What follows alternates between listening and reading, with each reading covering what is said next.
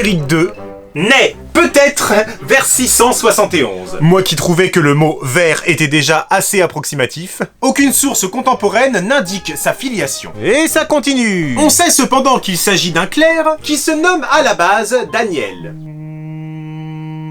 Et de Daniel à Chilpéric II, il n'y a qu'un pas. De géant. Il y a le I, le L et le E.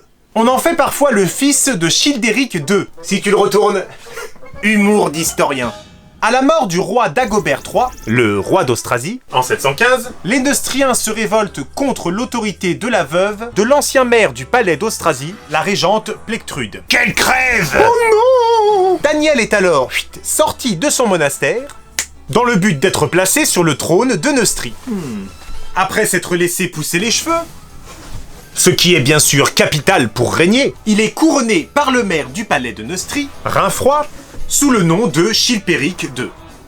Je suis prêt. Pour en finir avec la suprématie des Pépinides, la famille de Pépin, Chilpéric II et Rainfroid s'allient avec les Frisons de Radbod. J'en ai ras-de-bol des Pépinides. Ensuite, les Francs lèvent une armée jusque sur les rives de la Moselle et la dirigent contre Charles Martel. Vous êtes pas très franc du collier. Je vois pas pourquoi vous dites ça. Le fils bâtard de Pépin de Herstal. Dit le gros. Dit le sale con. Sur un autre flanc, Radbod s'avance avec son armée de Frisons contre Charles. J'ai pas froid aux yeux, moi. Qui leur fonce littéralement dessus.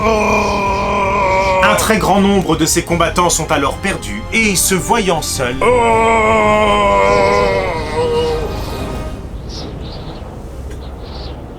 Charles Martel prend la fuite. Oh tiens! Un clou. En 716, Chilpéric II et Rainfroid lèvent encore une armée et entrent dans la forêt des Ardennes. Attention mon roi, c'est une forêt quand même. Après être passés sur les rives du Rhin, nos deux compères parviennent à Cologne, et là, dévastent tout le territoire.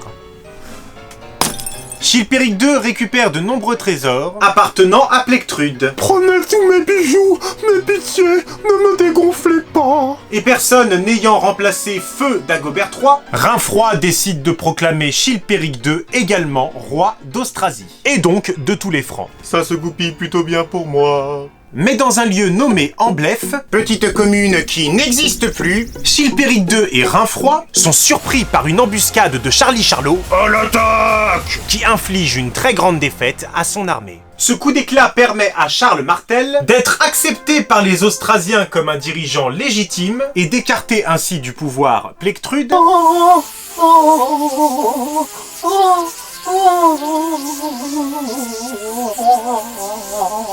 et son petit-fils Thibaut, maire du palais d'Austrasie. Il s'affirme ainsi comme seul chef des Francs d'Austrasie.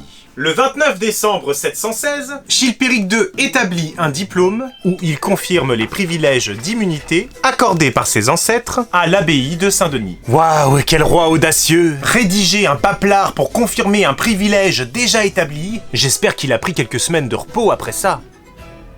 Le 21 mars 717, Charles Martel dirige l'armée austrasienne contre la Neustrie, et donc contre Chilpéric II et Rainfroid. Ils se bastonnent à Vinchy, mon cul, dans le district de Cambrai, le dimanche de la Passion. Vous pouvez pas aller vous battre plus loin? Les combats sont très rudes, et Chilpéric II et Rainfroid finissent par prendre la fuite.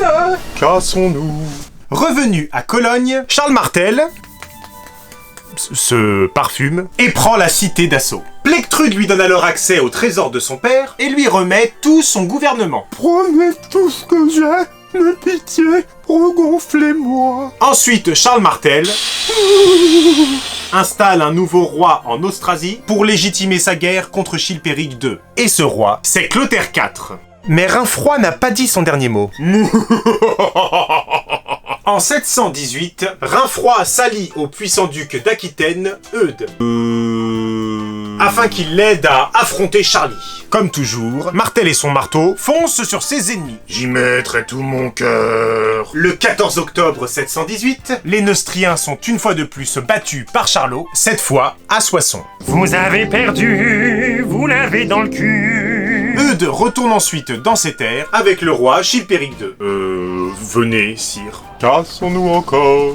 En 719, suite au décès du roi Clotaire IV, Le duc Eudes renvoie Chilpéric II à Charles Martel.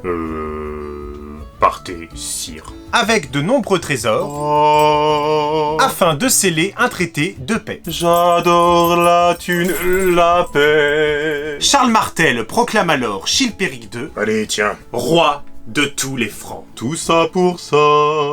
Entre 719 et 720, lors de son séjour à Toulouse, c'est un gros séjour, à la cour du duc d'Aquitaine, Chilpéric II fait proclamer par sa chancellerie, oh putain il va faire un truc de roi, un édit qui fut inséré à la suite de la loi salique. Oh, j'ai fait un truc. Il va sûrement pas tarder à mourir. L'article 3 de cet édit modifie le droit de succession franc en accordant aux femmes la possibilité d'hériter de terres patrimoniales. Et pourquoi pas le droit de vote tant qu'on y est? En 721, Chilpéric II meurt à Attigny, qu'est-ce que je vous disais, et sans descendance, jusqu'à ce qu'on ait besoin d'en trouver une.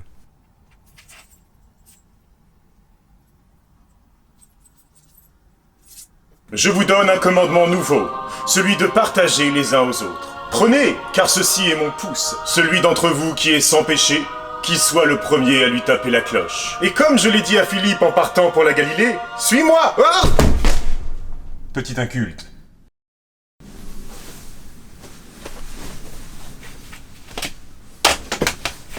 Oh! Putain. Vous avez perdu. Je pourrais peut-être jouer du piano, parce qu'on a seulement l'impression que je joue du piano. Vous avez perdu. C'est n'importe quoi. Vous l'avez dans le cul. Celui d'entre vous qui est sans péché, qu'il soit le premier à lui taper la... Et comme je l'ai dit à Philippe en partant pour la Galilée. Le dernier plan, attention. Tout mon acting va y passer. Écoute, on va faire tout à la main droite. Ce sera très bien.